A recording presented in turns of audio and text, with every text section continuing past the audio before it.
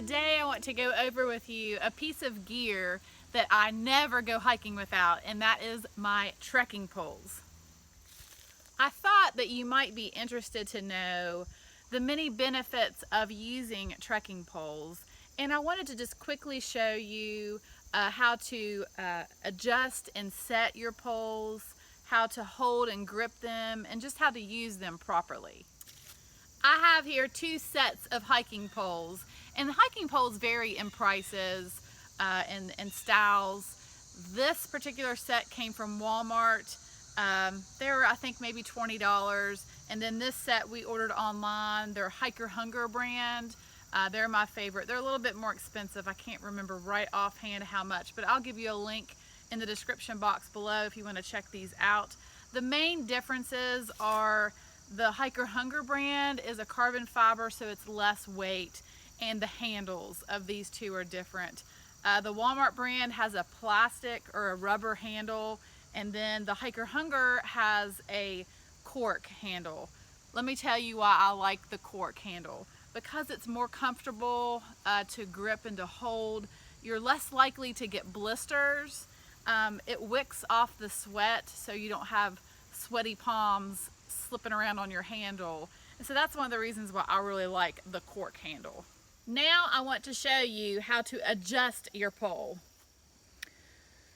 The Hiker Hunger poles has two of these flip lock brackets, and it just enables you to slide that section out to a specific measurement.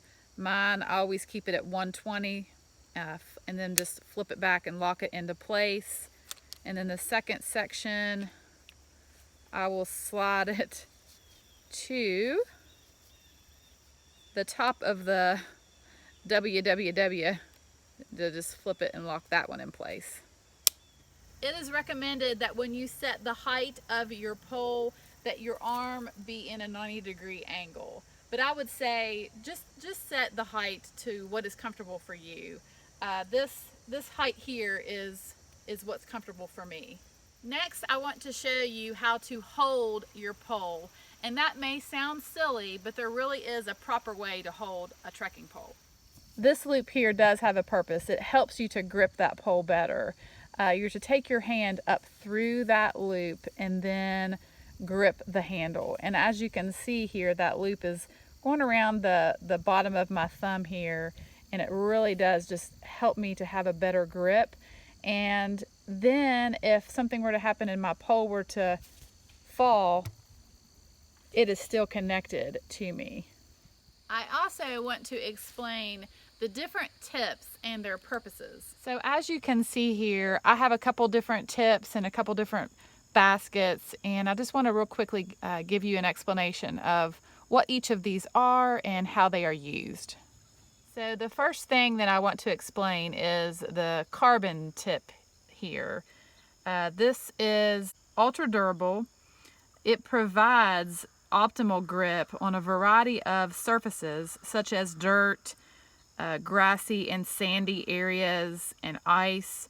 However, a major throwback to these is they do produce a lot of noise and vibration when hiking or walking. And also keep in mind that they have the potential to poke a hole in a travel bag or backpack.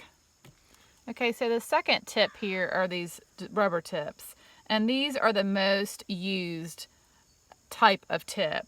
They provide extra grip and stability on slippery terrain. They absorb shock and vibration. They're less damaging to trails. They're ideal for sensitive environmental areas.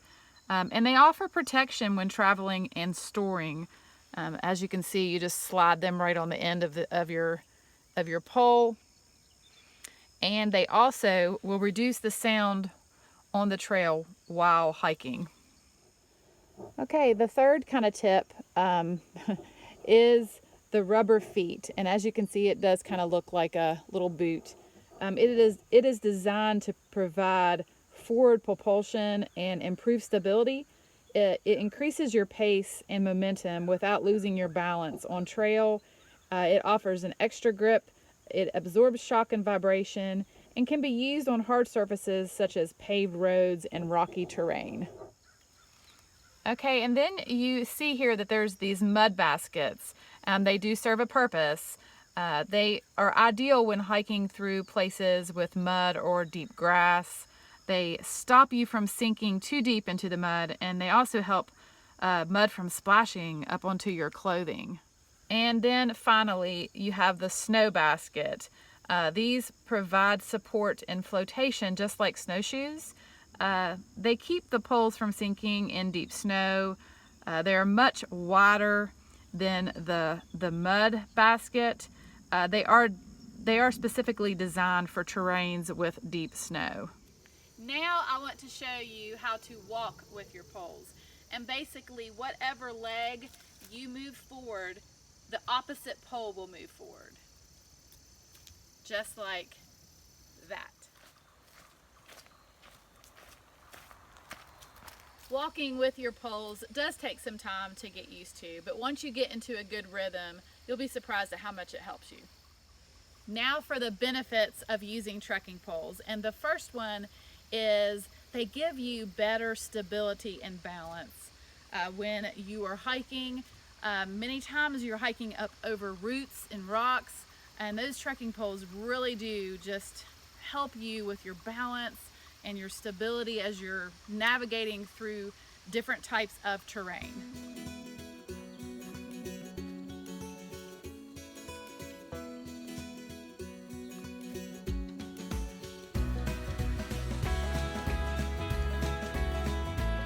When going downhill, trekking poles are very helpful because they give you the ability to brace yourself as you descend down some steep and rocky sections of a trail. The second benefit to using trekking poles is a transfer of energy. And what I mean by that is if you are hiking or backpacking without using trekking poles, your legs are doing the work. But when you use trekking poles, it really helps distribute the weight, and your arms, your core, your back, your legs, your whole body is getting a workout. When you are hiking up that mountain, you can use your arms to kind of help pull you up. Even when you're walking on flat ground, those poles can help propel you forward.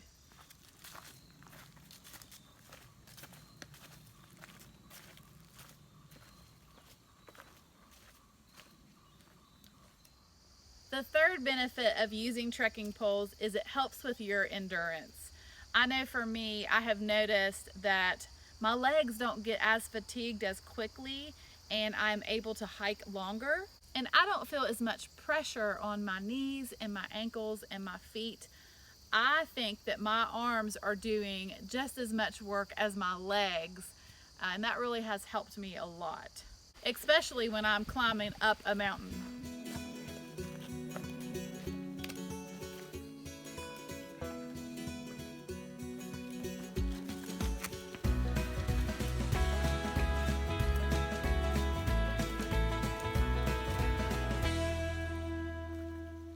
The fourth benefit of using trekking poles is you can use them to clear the path, and that could be anything from spider webs to briars, thick brush, you name it. Your pole will come in handy to move that out of the way.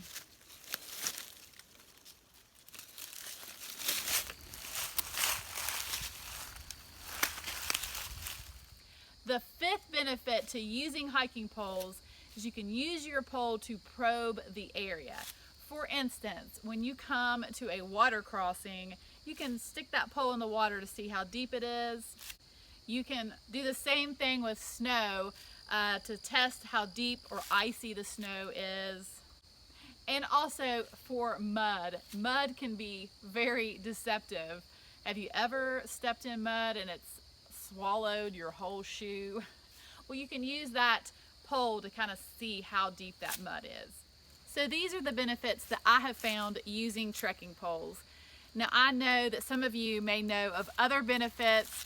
I just wanted to share my experience. And I also know that not everyone likes or uses trekking poles. It's really a personal preference. I know for me, I cannot hike without them. So thank you so much for watching. I hope that this video has been informative. If you have any questions or comments, you can leave them below. And again, I will give you the link to the Hiker Hunger poles down in my description box. Have a wonderful day and happy hiking.